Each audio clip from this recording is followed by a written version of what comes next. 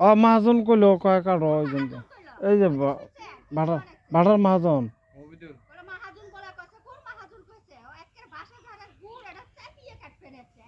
না না ওই যে ড্রেনের মধ্যে কাছারে কাটি নাই কাছারে কাটা হয় নাই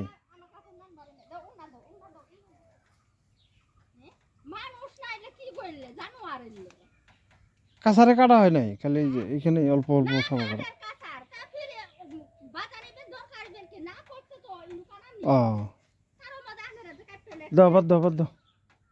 না মহাজনে কইছে ভাড়ার মা